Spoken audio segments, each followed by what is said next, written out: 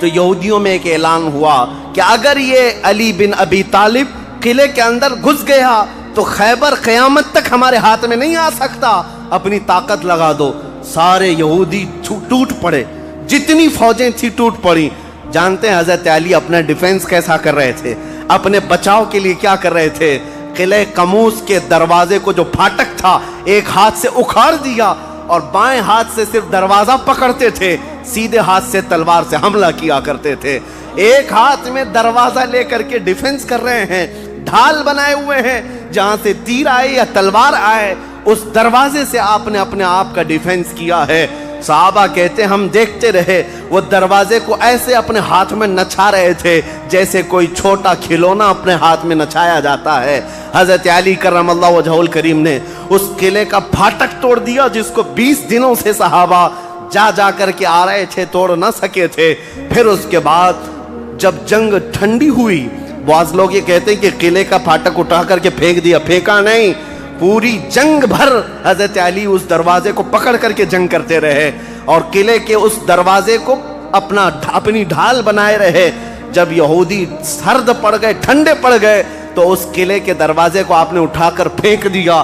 صحابہ کہتے ہیں ہم بعد میں، چونکہ وہ راستے میں پڑا تھا، اٹھانے کے لیے گئے تو 40 صحابہ مل کر کے اس دروازے کو اٹھا نہ پا رہے تھے۔ جو تنہا حیدر کرار اتنی دیر تک اپنے ہاتھ میں لے کر کے لڑتے رہے۔ کون ہے یہ حیدر کرار؟ وہ 6 ہجری کا ایک واقعہ ہے، اس واقعے کو جنگ خیبر کہا جاتا ہے۔ خیبر یہ 6 ہجری میں واقع ہوا، بعض مورخین کے نزدیک 7ویں ہجری میں، کیونکہ یہ محرم کا واقعہ ہے۔ محرم میں یہ جنگ پیش آئی تھی۔ یہ خیبر کیا ہے، جنگ خیبر کیا ہے، اس کے متعلق میں تھوڑی سی باتیں عرض کرتا ہوں۔ اس سے پہلے چھوٹے چھوٹے غزوے بھی ہوئے۔ ایک ذات القرد جنگ، چھوٹی سی جنگ ہے جس کو میں اکثر اپنی تقریروں میں کہا بھی کرتا ہوں۔ عبد الرحمن فزاری قارہ کا رہنے والا ایک شخص 400 لوگوں کو لے کر آیا تھا ذات القرد۔ مدینے سے قریب ایک چراگاہ تھی جہاں رسول اللہ صلی اللہ علیہ وسلم کی اونٹنیاں چرتی تھیں اور کھجوروں کے باغیچے تھے۔ تو اس عبد الرحمن نامی کافر نے حضور کی اونٹنیوں کو قبضہ کر لیا اور کھجوریں بھی چوری کر لیا اور بھاگنے لگا۔ اس وقت مدینے کے ایک صحابی حضرت سلمہ بن اکوا رضی اللہ تعالیٰ عنہ اکیلے تھے۔ انہوں نے 400 لوگوں کو دوڑانا شروع کر دیا۔ وہ اکیلے ہی 400 لوگوں کو دوڑاتے رہے، اتنا دوڑائے کہ وہ سب بھاگتے رہے، کیونکہ مدینہ طیبہ سے اس وقت کوئی اس واقعے کی خبر نہیں پا سکا تھا سوائے حضرت سلمہ بن اکوا کے۔ ان کو رسول اللہ صلی اللہ تعالیٰ علیہ وسلم کا عظیم سپاہی کہا جاتا ہے، سلمہ بن اکوا۔ یہ تیز دوڑتے اتنا تھے کہ عربی گھوڑا بھی ان کی دوڑ کو نہیں پکڑ پاتا تھا۔ اب یہ جب ان 400 لوگوں کو بھگاتے رہے اور اپنی تیروں سے ان کو نشانہ بناتے رہے، حیرت کی بات ہے جب بھی میں واقعہ پڑھتا ہوں حدیثوں میں موجود ہے کہ 400 لوگ ایک آدمی سے ڈر کر بھاگ بھی رہے ہیں اور بھاگتے جا رہے ہیں اور یہ ان کو بھگاتے جا رہے ہیں۔ پہاڑیاں آ گئیں تو عبد الرحمن قارہ کا رہنے والا شخص پلٹ کر کے پوچھتا ہے، اے شخص تو کیوں دوڑا رہا ہے، ہمیں کیوں بھگا رہا ہے، کیا چاہتا ہے؟ حضرت سلمہ بن اکوا نے کہا جب تک تمہاری جھولی میں مدینے کی ایک کھجور بھی باقی رہے گی میں تمہیں زندہ نہیں چھوڑوں گا، اور جب تک رسول اللہ کی اونٹنیاں تم نے قبضہ کی انہیں آزاد نہیں کرو گے میں تمہارا راستہ آزاد نہیں رکھوں گا۔ اور دوڑاتے رہے۔ کئی لوگ اس میں سے گھوڑے سے گر جاتے تھے، ان کی گردن پر یہ صرف پیر رکھتے وہ وہیں ٹھنڈا ہو جاتا، یہاں تک کہ وہ پہاڑیوں کے اوپر چڑھ گئے۔ عبد الرحمن نے اپنے ساتھیوں سے کہا کہ لوگوں ان کی ساری کھجوریں پھینک دو، جتنی چادریں ہیں بچھا دو اور جتنی اونٹنیاں ہیں انہیں چھوڑ دو، ورنہ یہ ہم میں سے کسی کو بھی زندہ نہیں چھوڑے گا۔ تو اس کی بات پر سارے لوگوں نے اپنی اپنی کھجوریں جو لوٹے تھے مدینے کے باغات سے سب چھوڑ دیا، اونٹنیاں بھی چھوڑ دیں، سب کو جمع کیا۔ حضرت سلمہ بن اکوا نے کھجوروں کو چادر میں اور تنہا وہ سارا مال اٹھا کر کندھے پر اور حضور کی اونٹنیاں ہانکتے ہوئے مدینے کی طرف لا رہے تھے، اکیلے آ رہے تھے۔ بیچ راستے میں پھر حضرت ابو قتادہ رضی اللہ تعالیٰ عنہ سے ملاقات ہوئی، پوچھا کہاں سے آ رہے ہو؟ تو حضرت سلمہ بن اکوا نے واقعہ کہہ کر کے سنایا، کہا کہ چلو رسول اللہ صلی اللہ علیہ وسلم راستے میں ہی ہیں۔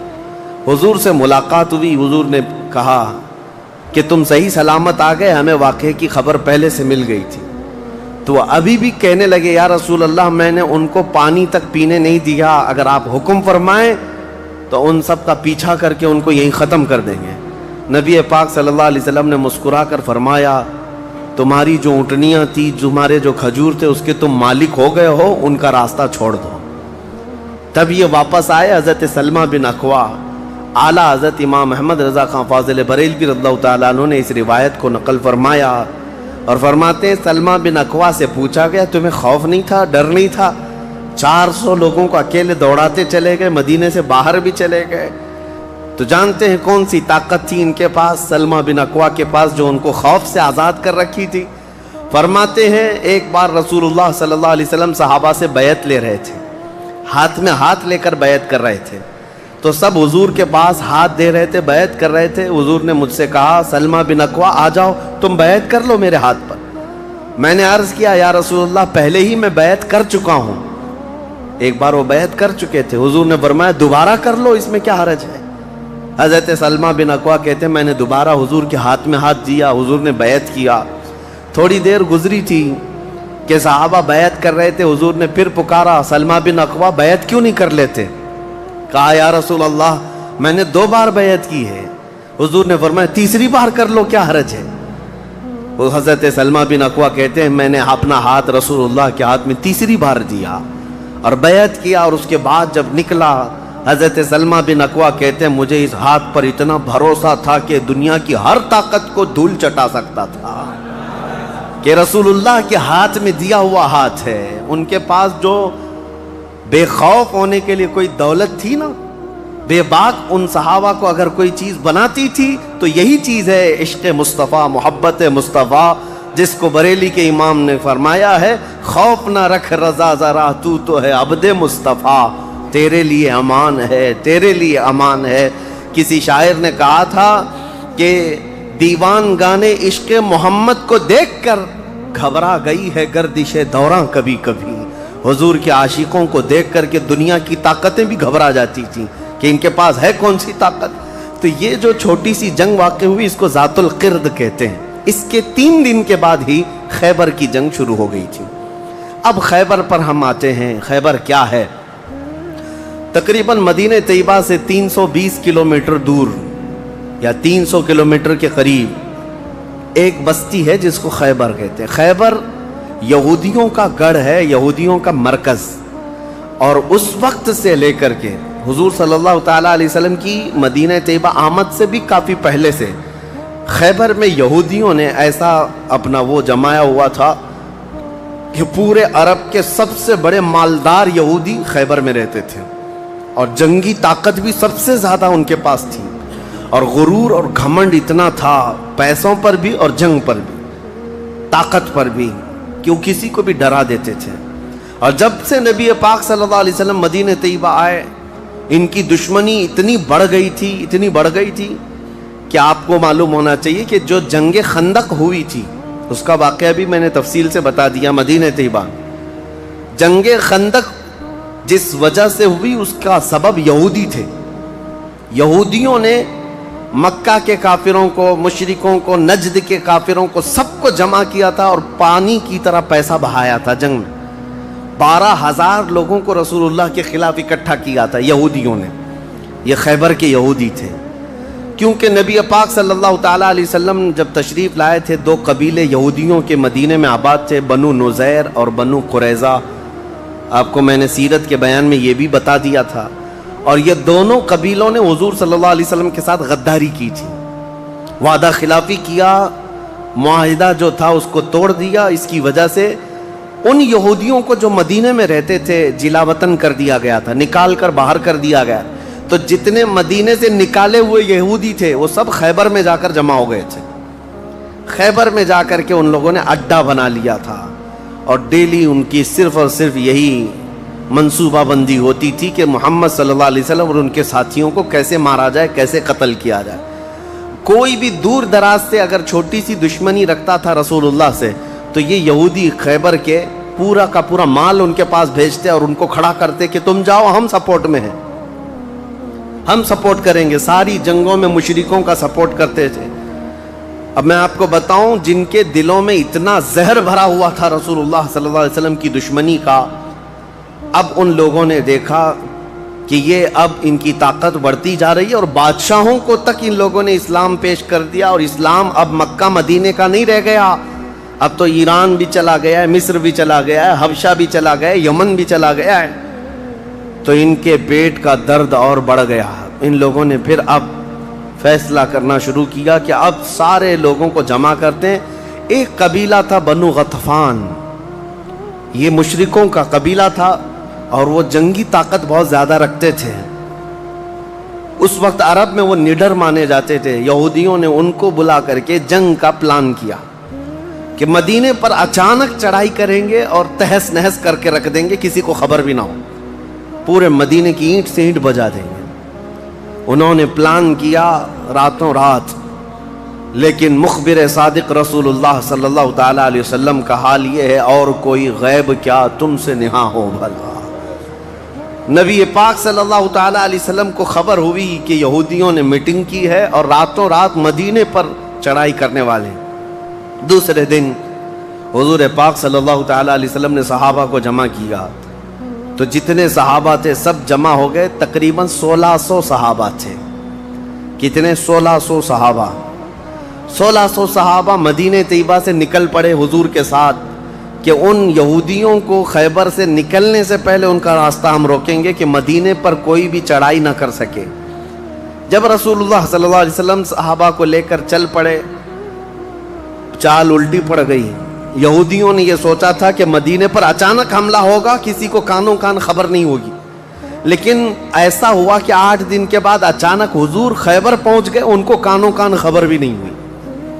نبی پاک صلی اللہ تعالیٰ علیہ وسلم صحابہ کے ساتھ جب پہنچے، صبح ہو رہی تھی، خیبر کی وادیوں میں حضور داخل ہو رہے تھے، تو یہودی اپنے اپنے کھیتوں میں کام کرنے کے لیے جا رہے تھے۔ جیسے ہی مدینے کی فوج کو دیکھا، ہیبت طاری ہو گئی، الٹے قدم اپنے قلعوں میں واپس بھاگتے رہ گئے اور چیخ مارتے رہ گئے کہ محمد بھی آئے ہیں اور مسلمان بھی آئے ہیں۔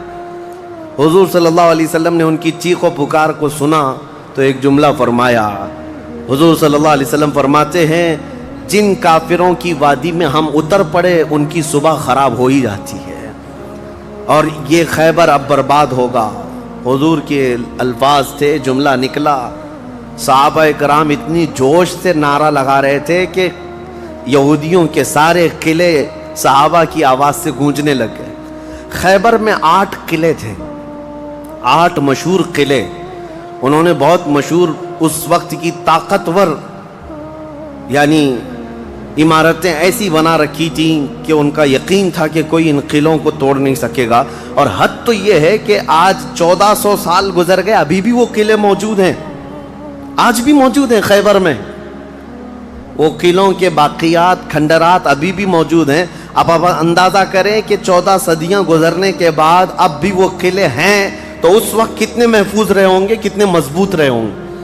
ان کو بڑا غرور تھا۔ 8 مشہور قلعے تھے، قلعہ نائم، قلعہ نطات، قلعہ قموس، ان کے نام تھے الگ الگ۔ ہر قلعہ الگ الگ کاموں کے لیے استعمال ہوتا تھا۔ اب نبی پاک صلی اللہ تعالیٰ علیہ وسلم خیبر جب پہنچے، 1600 صحابہ ہیں۔ اب سنیے، ایک قلعہ نائم تھا جس میں سارا ذخیرہ تھا، کھانا پانی اور سب کچھ وہاں پر تھا، اور اس کی ذمہ داری سلام بن مشکم نام کا ایک یہودی، وہ بہت ہی بغض و عداوت میں بھرا ہوا یہودی تھا، اس کے ذمہ تھی۔ اور قلعہ قموس جو سب سے بڑا قلعہ تھا، اس کی ذمہ داری مرحب نام کے یہودی کے پاس تھی۔ اور مرحب وہ شخص ہے جس کے بارے میں مشہور تھا کہ وہ 1000 لوگوں سے تنہا لڑ سکتا ہے۔ 1000 انسانوں کی طاقت تھی جس کے پاس، اس کا نام مرحب تھا۔ پورے خیبر کے یہودی اس سے ڈرتے تھے۔ اور قلعہ قموس جو سب سے بڑا قلعہ تھا، وہ اس کے انڈر میں ہوا کرتا، سب ان کی تقسیم تھی۔ اب جب نبی کریم صلی اللہ تعالیٰ علیہ وسلم شروعات فرمائی تو قلعہ نائم جو قریب تھا آبادی سے، اس پر چڑھائی شروع کر دی۔ تو جو صحابہ وہاں گئے تھے قلعہ نائم، تو صحابہ اکرام کو سخت مصیبت اٹھانی پڑی، کیونکہ اتنی سخت گرمی تھی کہ جس کی وجہ سے حلق میں کانٹے پڑ جاتے تھے پیاس کی شدت سے. کئی صحابہ اس میں شہید ہوئے. آخر کار قلعہ نائم فتح ہو گیا. ایک قلعہ فتح ہوا, دوسرا فتح ہوا, تیسرا فتح ہوا. قلعے اس طرح سے فتح ہونے لگ گئے. یہودیوں کی تعداد میں آپ کو بتاؤں, یہ 1600 صحابہ تھے. اور یہودی اس وقت خود اور قبیلہ بنو غطفان جو مشرکوں کا قبیلہ تھا ان کو بھی جنگ کے لیے اپنے قلعے میں بلا لیا تھا. کل تعداد سب کی ملا کر 8000 ہو چکی تھی. 8000 لوگ 1600 لوگوں سے ڈرے ہوئے سہمے ہوئے قلعوں میں بندے ہیں. کوئی باہر نکلنے کو تیار نہیں. اب اس کے بعد یہ خیبر کا معاملہ بڑھتا گیا. اس میں ہوا یہ کہ آخری جو قلعہ تھا قلعہ قموس, یہ سب کے بس کی بات نہیں تھی. بہت مضبوط قلعہ, اور جو آدمی اس کا سپہ سالار ہے, شہ سوار ہے, وہ مرحب ہے. پورا عرب جانتا تھا اس کی طاقت کو. پہلے دن نبی کریم صلی اللہ تعالیٰ علیہ وسلم نے صحابہ کی ایک جماعت حضرت ابو بکر صدیق رضی اللہ تعالیٰ عنہ کی سپہ سالاری میں بھیجی. حضرت ابو بکر صدیق آئے, بہت ہی جام بازی اور بہادری کے ساتھ لڑائی کی. لیکن وہ اتنا سخت تھا کہ یہودیوں کی طرف سے بہت سخت طریقے سے ڈیفنس ہوتا تھا. صحابہ پیچھے ہٹ گئے, کچھ شہید ہوئے, کچھ زخمی ہوئے, واپس آئے. پھر دوسرے دن سیدنا عمر ابن خطاب رضی اللہ تعالیٰ عنہ کے حوالے حضور صلی اللہ علیہ وسلم نے فرمایا. حضرت عمر فاروق رضی اللہ تعالیٰ عنہ گئے. صحابہ کی ایک جماعت تھی, لیکن آج کا دن اور زیادہ سخت ہو گیا. سارے یہودیوں نے اپنی طاقت جھونک دی قلعہ قموس کو بچانے کے لیے. حضرت عمر فاروق رضی اللہ تعالیٰ عنہ صحابہ کی جماعت کو لے کر شام میں واپس آ گئے. اب یہ محاصرہ بڑھ گیا. 20 دن چلا کنٹینیو محاصرہ ان قلعوں کا, لیکن فتح ہونے کا نام نہیں تھا. جلال پیغمبری کو دیکھیں ہیں, صحابہ 20 دن سے تپتی ہوئی گرمی میں مدینے سے 300 کلومیٹر باہر ہیں. عرض کیا یا رسول اللہ صلی اللہ علیہ وسلم, ہماری منزل ابھی کہاں ہے, کب تک ہے؟ رات کا وقت تھا. نبی کریم صلی اللہ تعالیٰ علیہ وسلم جلال میں تھے. ارشاد فرمایا لَأُعْتِيَنَّ غَدًا رَایَةً رَجُلًا يُحِبُّهُ اللَّهُ وَرَسُولُهُ. حضور اکرم صلی اللہ تعالیٰ علیہ وسلم فرماتے ہیں, کل کے دن میں اپنا جھنڈا ایک ایسے آدمی کو دوں گا جس سے اللہ اور اس کے رسول محبت کرتے ہیں, اور اللہ اور اس کے رسول جس سے محبت کرتے ہیں وہ خود بھی اللہ اور اس کے رسول سے محبت کرتا ہے. اور پھر میرے آقا نے فرمایا خیبر کی فتح اسی کے ہاتھ میں رکھی ہوئی. صحابہ کہتے ہیں پوری رات بے چینی اور کروٹ لیتے ہوئے ہم نے گزاری. نبی پاک نے بشارت دی ہے تو اب تو ہونا ہی ہے. حضور نے فرما دیا ہے کہ میں کل اپنا جھنڈا اس آدمی کے ہاتھ میں دوں گا جس کو اللہ اور اس کے رسول محبت کرتے ہیں. صحابہ کہتے ہیں, حضرت عمر فاروق رضی اللہ تعالیٰ عنہ فرماتے ہیں میری آنکھ تک نہ لگی پوری رات, اور اس تمنا میں کہ صبح ہوگی تو حضور صلی اللہ علیہ وسلم وہ جھنڈا مجھے دے دیں. کہ اس میں 3 بشارتیں تھیں. ایک بشارت یہ تھی کہ وہ شخص جس کو میں جھنڈا دوں گا وہ اللہ اور رسول سے بہت محبت کرتا ہے. دوسری بشارت یہ تھی کہ اللہ خود اس سے محبت کرتا ہے. تیسری بشارت یہ تھی کہ اسی کے ہاتھ میں خیبر کی فتح رکھی ہے. حضرت عمر کہتے ہیں پوری رات پلک بھی جھپکا نہیں, اسی آس میں اسی امید میں پوری رات گزاری. پورے صحابہ کا یہی حال تھا. صبح جب ہوئی دوڑے دوڑے نبی کریم صلی اللہ تعالیٰ علیہ وسلم کی جلوں میں حاضر ہوئے. اللہ کے حبیب صلی اللہ علیہ وسلم کے ہاتھ میں پرچم تھا, جھنڈا تھا. اب جنگ کے لیے روانہ کرنا تھا. نبی کریم صلی اللہ علیہ وسلم کے سامنے صحابہ کی فوج ہے. سارے صحابہ گردنیں اونچی کر کر کے دیکھ رہے ہیں, لیکن نبی پاک صلی اللہ تعالیٰ علیہ وسلم نے اس بھرے مجمع میں اعلان فرمایا علی کہاں ہے, علی کہاں ہے. اس مجمع میں حضرت علی نہیں ہیں. صحابہ نے کہا یا رسول اللہ وہ بخار میں ہیں, بیمار ہیں اور آشوب چشم ہے, آنکھیں لال ہو چکی ہیں, آنکھوں سے پانی آ رہا ہے. نبی کریم صلی اللہ علیہ وسلم نے فرمایا لاؤ, اسی حالت میں بلا لاؤ. صحابہ گئے, حضرت علی کو بلا لائے. بخار کی حالت میں ہیں, آنکھوں میں آشوب ہے, سرخی آ چکی ہے. نبی کریم صلی اللہ علیہ وسلم نے قریب بلایا, اپنا لعاب پاک نکال کر ان کی آنکھوں میں لگایا. حضرت علی فرماتے ہیں مجھے ایسا لگا کبھی آنکھوں میں کوئی مرض آیا ہی نہیں تھا, بخار بھی نہیں تھا.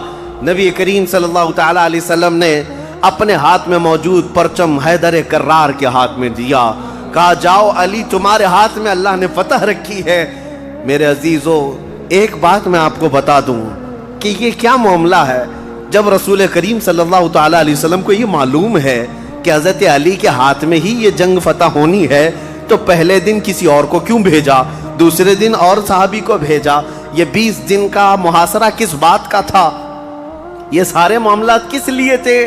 ایک بات یاد رکھیں، فتح اسلام کے حق میں ہے اور غالب اسلام ہو کر رہے گا، لیکن قدرت کا قانون یہ ہے، جیسے معراج میں بھی آپ کو معلوم ہے نمازیں تو 5 ہی ہونی تھی، لیکن 9 مرتبہ حضور صلی اللہ علیہ وسلم کو آنا جانا کیوں رکھا گیا؟ خدا کی قدرت کا قانون یہ ہے کہ پہلے اسباب کی طرف دیکھو، بعد میں اسباب کا خالق خود تمہارے لیے راستے پیدا فرمائے گا۔ جنگ تو فتح ہونی ہی ہے، لیکن تمہیں اسٹرگل کرنا پڑے گا، میدان میں مشکلیں اٹھانی پڑیں گی، بعد میں فتح تو تمہارے ہاتھ میں اللہ نے دی ہے۔ حضرت علی کرم اللہ وجہہ الکریم اپنے ہاتھ میں پرچم لے کر کے جب قلعہ قموس کی طرف بڑھتے ہیں، جانتے ہیں وہ تاریخ کا وہ عظیم دن ہے، محرم کی غالباً 9ویں تاریخ ہے۔ میں نے شروع میں ہی کہا کہ یہ ایک تاریخ کا ایسا حصہ ہے جس سے ساری باتیں آگے کی فتوحات جڑی ہوئی ہیں۔ کیوں میں آپ کو بتاتا ہوں، حضرت علی جس انداز سے جا رہے تھے اس وقت لوگوں کے اندر ہیبت طاری تھی، صحابہ آپ کے ساتھ تھے۔ جیسے ہی قلعہ قموس کے پاس گئے، سیدھے حضرت علی کرم اللہ وجہہ الکریم نے للکار کر کے مرحب یہودی کو بلایا کہ باہر آ جا اپنے قلعے سے اور مجھ سے مقابلہ کر۔ وہ ہاتھی کی طرح سے ڈیل ڈول رکھتا تھا اور خرامہ خرامہ سامنے آیا اور للکار کر کے کہنے لگا قد علمت خیبر انی مرحب شاک السلاحی مجرب، تمہیں معلوم ہے پورا خیبر مجھے جانتا ہے کہ میں مرحب ہوں۔ شعر پڑھ رہا تھا، پورا خیبر جانتا ہے کہ میں مرحب ہوں، سر سے لے کر پیر تک ہمیشہ ہتھیار میں رہتا ہوں، اور نہایت ہی تجربہ کار آدمی کہ جس کا وار کبھی خالی نہیں جاتا ہے۔ اس کے جواب میں مولا علی کرم اللہ وجہہ الکریم فرماتے ہیں انا الذی سمتنی امی حیدرا کلیت غابات کریہ المنظرا، تجھے پتا ہے میری ماں نے ہی میرا نام حیدر رکھا ہے۔ حیدر کا مطلب ہوتا ہے شیر، میری ماں نے میرا نام حیدر رکھا ہے، کلیت غابات کریہ المنظرا، ہیبت ناک شیر جب بھوک کی وجہ سے کچھار میں دہاڑتا ہے اس کو حیدر کہا جاتا ہے۔ جب یہ رجزیہ اشعار کا تبادلہ ہو رہا تھا، وہ یہودی مرحب جو سر پر ٹوپی پہنتا تھا ویسی ٹوپی لوہے کی کسی کے پاس تھی نہیں، جسم پر جو لوہے کا خود لباس ہوتا تھا ویسا لباس کسی کے پاس نہیں تھا۔ مقابلے میں وہ آیا اور اس نے حضرت علی کرم اللہ وجہہ الکریم پر بہت تیز وار کی، لیکن وار خالی گیا۔ حضرت علی کرم اللہ وجہہ الکریم پر کوئی وار نہیں آیا۔ پلٹ کر جب حیدر کرار نے وار ماری تو اس کی خود کو ٹوپی کو کاٹتا ہوا یہاں تک کہ اس کے جبڑوں تک حضرت علی کی تلوار آ گئی، اس کے دانتوں کو تک کاٹتی ہوئی آ گئی۔ اس کے بعد دوسرا وار بھی نہیں پڑا تھا کہ مرحب زمین پر ڈھیر ہو کر تڑپنے لگ گیا۔ اتنا ہی نہیں ہے کہ یہ منظر دیکھ کر کے جتنے یہودی تھے سب کے سب ٹوٹ پڑے۔ کس پر؟ حیدر کرار پر۔ اکیلے بطل جلیل ہیں، جس طرف سے آتے تھے صحابہ کہتے ہیں حضرت علی کی تلوار اس دن جو چمک رہی تھی ہمارے جسموں میں ہیبت طاری تھی، کبھی ادھر چمکتی ہے کبھی ادھر چمکتی ہے۔ آپ کو پتا ہے ایک لقب آپ کا کرار ہے۔ کرار کا مطلب کیا ہوتا ہے؟ پلٹ پلٹ کر کے حملہ کرنے والا، اور ایسا حملہ کرنے والا کہ سامنے والے کو سنبھلنے کا موقع بھی نہیں دیتا۔ حضرت علی کی تلوار نے اتنے وار کیے کہ یہودیوں کی صفیں درہم برہم ہو گئیں۔ بعض تو لوگوں نے یہ سوچا کہ جان بچانے میں عافیت ہے، جب ہمارا سردار ڈھیر ہو کر تڑپ رہا ہے ہمیں اس سے مقابلے کی کیا تاو ہے۔ بڑھتے گئے حضرت علی، سیدھے قلعہ قموس جو تھا وہاں جا کر کے کھڑے ہو گئے تو یہودیوں میں ایک اعلان ہوا کہ اگر یہ علی بن ابی طالب قلعے کے اندر گھس گیا تو خیبر قیامت تک ہمارے ہاتھ میں نہیں آ سکتا، اپنی طاقت لگا دو۔ سارے یہودی ٹوٹ پڑے، جتنی فوجیں تھی ٹوٹ پڑی۔ جانتے ہیں حضرت علی اپنا ڈیفنس کیسا کر رہے تھے، اپنے بچاؤ کے لیے کیا کر رہے تھے؟ قلعہ قموس کے دروازے کو جو پھاٹک تھا ایک ہاتھ سے اکھاڑ دیا اور بائیں ہاتھ سے صرف دروازہ پکڑتے تھے، سیدھے ہاتھ سے تلوار سے حملہ کیا کرتے تھے۔ ایک ہاتھ میں دروازہ لے کر کے ڈیفنس کر رہے ہیں، ڈھال بنائے ہوئے ہیں، جہاں سے تیر آئے یا تلوار آئے اس دروازے سے آپ نے اپنے آپ کا ڈیفنس کیا ہے۔ صحابہ کہتے ہیں ہم دیکھتے رہے، وہ دروازے کو ایسے اپنے ہاتھ میں نچھا رہے تھے جیسے کوئی چھوٹا کھلونا اپنے ہاتھ میں نچھایا جاتا ہے۔ حضرت علی کرم اللہ وجہہ الکریم نے اس قلعے کا پھاٹک توڑ دیا جس کو 20 دنوں سے صحابہ جا کر کے آ رہے تھے، توڑ نہ سکے تھے۔ پھر اس کے بعد جب جنگ ٹھنڈی ہوئی، بعض لوگ یہ کہتے ہیں کہ قلعے کا پھاٹک اٹھا کر کے پھینک دیا، پھینکا نہیں، پوری جنگ بھر حضرت علی اس دروازے کو پکڑ کر کے جنگ کرتے رہے اور قلعے کے اس دروازے کو اپنی ڈھال بنائے رہے۔ جب یہودی سرد پڑ گئے، ٹھنڈے پڑ گئے، تو اس قلعے کے دروازے کو آپ نے اٹھا کر پھینک دیا۔ صحابہ کہتے ہیں ہم بعد میں، چونکہ وہ راستے میں پڑا تھا، اٹھانے کے لیے گئے تو 40 صحابہ مل کر کے اس دروازے کو اٹھا نہ پا رہے تھے۔ جو تنہا حیدر کرار اتنی دیر تک اپنے ہاتھ میں لے کر کے لڑتے رہے۔ کون ہے یہ حیدر کرار؟ یہ وہی حیدر کرار ہے جب رسول اللہ صلی اللہ علیہ وسلم نے مکہ مکرمہ میں سب سے پہلے اسلام کی دعوت دی تھی تو مکہ والوں نے انکار کیا تھا۔ 9 سال کا ایک بچہ کھڑا ہوا تھا، کہا یا رسول اللہ میں آپ کے دین کی حمایت کروں گا۔ پتلی پتلی ٹانگیں تھی، کمزوری تھی۔ رسول اللہ نے اس 9 سال کے بچے کو دیکھا اور سینے سے لگایا اور بارگاہ رب العزت میں عرض کیا کہ مولا اس کی ٹانگوں میں اور اس کی بازوؤں میں تو طاقت عطا فرما۔ وہ 9 سال کا بچہ جب 25 سال کا ہو گیا تو فاتح خیبر بن کر کے نکلا، حیدر کرار بن کر کے نکلا۔ اسی لیے سچ کہا ہے جس نے کہا ہے شاہ مرداں شیر یزداں قوت پروردگار، لا فتح الا علی لا سیف الا ذوالفقار۔ یہ ہے جس کا مطلب یہ ہوتا ہے فارسی میں شاہ مرداں شیر یزداں، نوجوانوں کا اگر کوئی بادشاہ ہے تو وہ حیدر کرار ہے۔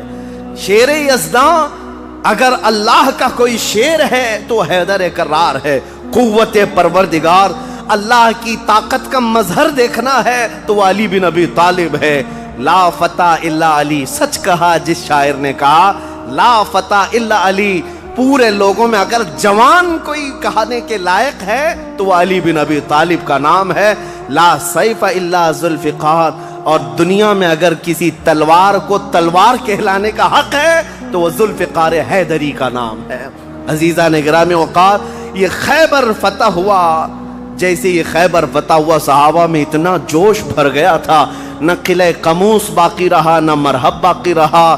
اور خیبر کو جو مولا علی نے اس وقت توڑا تھا، 14 صدیاں گزر گئی، آج تک یہودیوں کا اس میں داخلہ نہ ہو سکا تھا۔ یہودیوں کو پتا تھا ایک بار علی اس میں داخل ہو گیا تو قیامت تک خیبر ہمارے ہاتھ میں نہ آ سکے گا۔ آپ کو پتا ہے 2018 کی بات میں بتاؤں، 2018 میں انگلینڈ میں لندن کی سڑکوں پر پوسٹر اور بینر ہورڈنگ کارڈ لیے ہوئے یہودی احتجاج کر رہے تھے، پروٹیسٹ کر رہے تھے کہ خیبر ہمارا تھا، ہم کو نکالا گیا تھا اور تمہاری ہماری لاسٹ جنگ خیبر تھی، اس کے بعد نہیں ہوئی۔ اس طرح کی باتیں، یعنی میں نے محسوس کیا کہ مسلمان تو بھول گئے خیبر کیا ہے۔ یہودیوں کو جن کو مار پڑی تھی آج بھی یاد ہے کہ مولا علی نے کیسے مارا تھا، آج بھی یاد ہے کہ حیدر کرار کی وار کیسی تھی۔ صدیاں گزر گئیں، وہ زخم ابھی تک بھرا نہیں ہے۔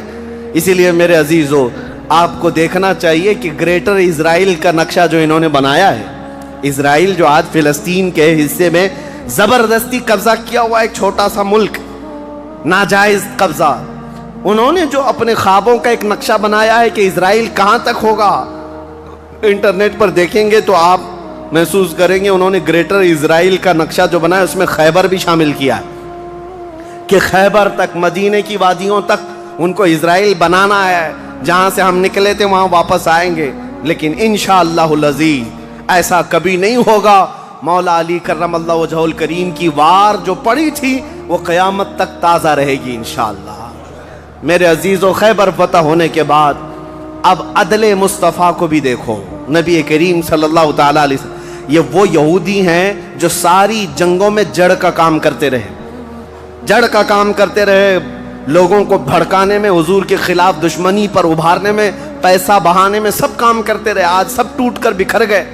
نبی کریم صلی اللہ تعالیٰ علیہ وسلم کو اب کیا کرنا تھا؟ حضور صلی اللہ علیہ وسلم نے دوسرے دن جب صحابہ سے مشورہ لیا، صحابہ نے عرض کیا جیسے ان کو مدینے سے بھگایا گیا تھا، خیبر سے بھی نکال دیں، یہاں سے بھی نکال کر ان کو جلا وطن کر دیں. لیکن وہ مصطفیٰ کریم صلی اللہ تعالیٰ علیہ وسلم جو عظیم اخلاق لے کر کے زمین پر تشریف لائے، خیبر کے یہودیوں سے پوچھا کہ تم کو جلا وطن کیا گیا تھا اور تم نے بار بار ایگریمنٹ توڑا، معاہدے توڑے، اب یہاں سے بھی تمہیں جلا وطن کرنے کا مشورہ آیا ہے صحابہ سے. یہودیوں نے رونا دھونا شروع کیا اور کہا آپ اللہ کے نبی محمد مصطفیٰ صلی اللہ علیہ وسلم عدل کے شہسوار ہیں، ہمیں موقع عطا کریں. ہم خیبر چھوڑ کر جانا نہیں چاہتے، ہماری زمینیں ہمیں دے دیں، لیکن سال بھر میں جتنی بھی اس کی آمد ہوگی اس کا آدھا ہم مدینے پہنچا دیں گے، کھجوریں ہوں، فصلیں ہوں. نبی کریم صلی اللہ تعالیٰ علیہ وسلم نے سب کو معاف کر دیا، خیبر ان کے حوالے کر دیا، اور پھر وہ آدھا حصہ مدینہ طیبہ ہر سال دینے کے لیے راضی ہو گئے. اور اس پر حضور صلی اللہ علیہ وسلم نے فیصلہ فرما لیا. اب اتنی بات نہیں، حضرت عبداللہ بن رواحہ رضی اللہ تعالیٰ ہر سال جب یہ خیبر آتے یا ایک دوسرے صحابی یہ آدھا حصہ لینے کے لیے آتے تھے تو پورے خیبر کے یہودی مال جمع کرتے، اس میں آدھا آدھا حضرت عبداللہ فرما دیتے، اور اس کے بعد یہ نہیں ہے کہ لے کر کے نکل جاتے، سارے یہودیوں کو جمع کرتے، کہا میں نے پورے مال کا آدھا آدھا کیا ہے، ان میں سے جو حصہ تمہیں پسند ہے وہ رکھ لو، باقی مدینے بھیج دو. یہودی کہتے ہیں ایسا عدل ہم نے کہیں دیکھا ہی نہیں کہ ہمیں پہلے کہہ دیا جائے، ورنہ کوئی بھی ہوتا حاکم تو اچھا مال اٹھا لیتا اور برا مال چھوڑ کے چلا جاتا. یہ رسول اللہ کے صحابہ تھے، کہتے جو تمہیں پسند ہے وہ رکھ لو، جو چھوٹ گیا وہ مدینے بھیج دو. اتنے ہونے کے باوجود بھی حضور صلی اللہ تعالیٰ علیہ وسلم کے ساتھ انہوں نے کیا کیا؟ حضور 3 دن کے بعد خیبر سے نکل رہے تھے. زینب نام کی ایک خاتون تھی جس کا شوہر قتل ہو گیا تھا، وہ حضور صلی اللہ تعالیٰ علیہ وسلم کے پاس بڑی محبت لے کر کے آئی، بہت محبت کے ساتھ، اور یوں کہا کہ میں آپ کی پیروکار ہوں، بڑی مشتاق تھی آپ کے دیکھنے کی، آپ میرے گھر تشریف لائیں. حضور صلی اللہ تعالیٰ علیہ وسلم کو اور کچھ صحابہ کو اس نے اپنے گھر پر دعوت کی، اور دعوت کیا کیا؟ کھانے میں اور گوشت میں نہایت ہی خطرناک زہر ملایا اور حضور صلی اللہ تعالیٰ علیہ وسلم کو زہر دیا.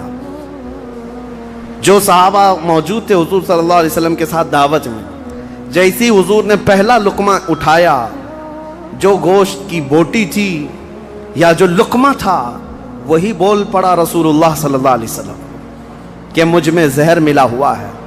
نبی کریم صلی اللہ تعالیٰ علیہ وسلم نے ابھی اپنی زبان پر لگایا ہی تھا، نکال کر پھینک دیا. لیکن دوسرے ایک صحابی حضور سے پہلے پیٹ بھر کر کھا چکے تھے اور وہ زہر کے اثر سے فوراً ہی شہید ہو گئے. یہ یہودیوں نے حضور کے معافی کے بعد، اعلان کے بعد پھر بھی یہ ہرزہ سرائیاں، یہ سارے کام کرتے رہے اور آج تک کرتے آئے. آج تک نبی کریم صلی اللہ تعالیٰ علیہ وسلم نے اس کے باوجود معلوم ہونے کے بعد یہودیوں کو بلایا کہ اس خاتون کا کیا کیا جائے. اس نے اقرار کر لیا، کہا کہ ہاں ہم نے زہر ملایا تھا. کہا کیوں؟ کہا ہم یہ دیکھ رہے تھے اگر آپ اللہ کے سچے رسول ہیں تو آپ کو خبر ہو جائے گی، ورنہ ہم کو آپ سے نجات مل جائے گی، ہم بچ جائیں گے، آپ زہر سے ختم ہو جائیں گے. نبی کریم صلی اللہ تعالیٰ علیہ وسلم تو زہر کے اثر سے کچھ نہیں ہوا اور حضور بچے اس زہر سے، لیکن ان یہودیوں میں سے کوئی بھی اسلام کی طرف آیا بھی نہیں. نبی کریم صلی اللہ تعالیٰ علیہ وسلم نے اس خاتون سے بدلہ نہیں لیا، اسے معاف کر دیا. اپنی ذات کے لیے حضور نے کبھی بدلہ لیا ہی نہیں، اسے چھوڑ دیا اور پھر وہاں سے نکل پڑے. یہ زہر کا جو اثر تھا پوری زندگی بھر رسول کریم صلی اللہ تعالیٰ علیہ وسلم کے تالو پر، سر پر اثر لگا رہا، جلن ہوتی تھی، تھوڑا چکھا ہی تھا. اتنا خطرناک زہر یہ یہودیوں کے پاس ہوا کرتا کہ انہوں نے اپنے زہر سے کئی لوگوں کو مارا ہے. یہ یہودی ایسی قوم ہے جس پر اللہ تعالیٰ نے قرآن میں لعنت فرمائی. یوں ہی نہیں، بعض لوگوں کو لگتا ہے کہ بار بار اس ٹاپک پر کیوں ہیں. ارے میاں ہم ہر نماز میں یہ کہتے ہیں غیر المغضوب علیہم ولا الضالین. سورہ فاتحہ کے آخر میں المغضوب کا مطلب ہے جس پر اللہ کا غضب ہوا وہ قوم یہودیوں کی ہے۔ سورہ فاتحہ میں ہم اللہ کی بارگاہ میں پناہ مانگتے ہیں کہ اللہ جس قوم پر تیرا غضب نازل ہوا اس قوم سے ہمیں بچائے رکھ، ان کے راستے سے ہمیں بچائے رکھ۔ یہ اتنی خطرناک سازشی قوم ہے کہ آج پوری دنیا کو انہوں نے ہلا کر رکھا ہے، آج پوری دنیا کو کریڈٹ نظام پر لا کر رکھا ہے۔ یہ جتنے ورلڈ کے بڑی بڑی بینکیں ہیں انہوں نے اپنے ہاتھ میں رکھا ہے، سونے پر یہ اپنا قبضہ جمائے ہوئے ہیں۔ جیولری اس کو نام دیا گیا ہے، سونے چاندی کے تمام زیورات کو جانتے ہیں۔ اس کے ایک محقق نے کہا تھا جیوز، یہودی جیو کہلاتے ہیں، اور جیو سے انہوں نے جیولری کر دیا ہے کہ سونے چاندی کا حق صرف اور صرف جیوز کے پاس ہے، یعنی یہودیوں کے پاس، دوسرے کوئی اس کا حق نہیں رکھتے۔ اور یہ مال سونا چاندی ہی ہے جو پوری دنیا کی کرنسی کو اوپر نیچے کرتا ہے۔ یہ سارا نظام انہوں نے بنا رکھا ہے، دنیا کو قرضے دے دے کر کے ورلڈ بینک سے اپنا مقروض بنائے رکھا ہے، دنیا کو جنگوں کے ہتھیار خوب بیچتے ہیں، یہ سارے ہتھیار بناتے ہیں اور پورا بیچتے ہیں، اس کا کاروبار بھی کرتے ہیں۔ دنیا کی بڑی بڑی دوائیوں کی کمپنیاں بلکہ بایو ویپن کے طور پر استعمال کرتے ہیں، ڈرگ مافیا ہے، سب یہودیوں کے کنٹرول میں آج۔ اسی لیے میں آپ سے کہتا ہوں یہ اتنی شریر قوم ہے کہ اس سے ہمیشہ پناہ مانگتے رہو اللہ کی بارگاہ میں۔ اور اخیر میں آپ کو بتا دوں جب قیامت کے قریب حضرت عیسیٰ علیہ السلام آئیں گے اور وہ اس وقت دجال کو قتل کر رہے ہوں گے، اور دجال کی فوج میں 60,000 یہودی ہوں گے، 60,000 یہودی اس کے ساتھ جنگ لڑ رہے ہوں گے ایمان والوں کے ساتھ اس کی حمایت میں، اور حضرت عیسیٰ علیہ السلام کے ہاتھ سے قتل ہوں گے۔ تو حدیث پاک میں ہے کہ جہاں حضرت عیسیٰ علیہ السلام جائیں گے یا مسلمان جو عیسیٰ علیہ السلام کے ساتھ ہوں گے، ان مسلمانوں کو جو پتھر ہیں جگہ جگہ کے، وہ پتھر پکار کر کہیں گے یا مسلم ورائی یہودین اقتلہ، اے مسلمان میرے پیچھے ایک یہودی چھپا ہوا ہے، آجا اسے قتل کر دے۔ پتھر تک بولے گا کہ یہودی یہاں چھپا ہوا ہے۔ اس سے آپ اندازہ کریں یہ ایسی شریر قوم ہے جس سے پتھر بھی پناہ مانگتے ہیں۔